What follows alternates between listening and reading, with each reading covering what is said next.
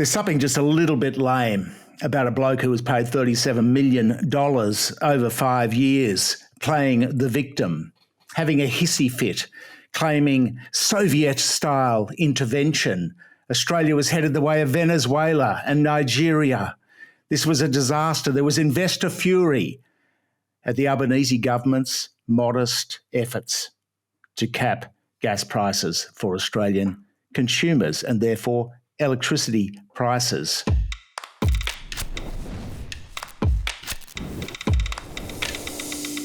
This is Kevin Gallagher we're talking about, the CEO of Santos, one of the gas cartel, one of the four main gas cartel members in Australia, Exxon, Shell, Origin being the others. Now, it's fairly simple to find out what the truth is here because all you have to do is follow the money.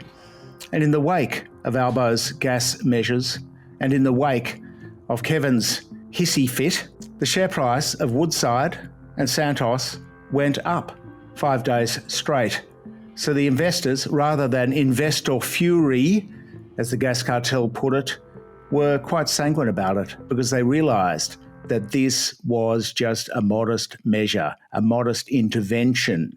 It was not radical reform. It was not a super profits tax, a windfall tax like they've done in Great Britain at 25% going to 35%.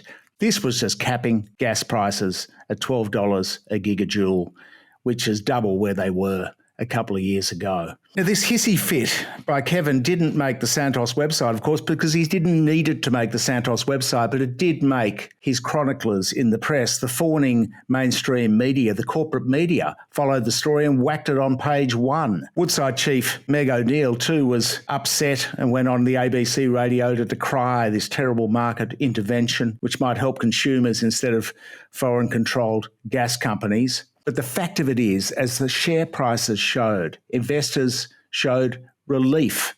The gas companies were off the hook. This was just a little brush with a warm leaf of lettuce. Now, the true story, of course, here is that this is not a market, a gas market. It is a cartel. The market, the ASX, showed what a market really does. It responded lifetime, transparently to these changes, to these reforms. But the gas cartel, of course, we can't see what goes on there. It's not a market. There's no visibility. There's no buyers and sellers that you can see.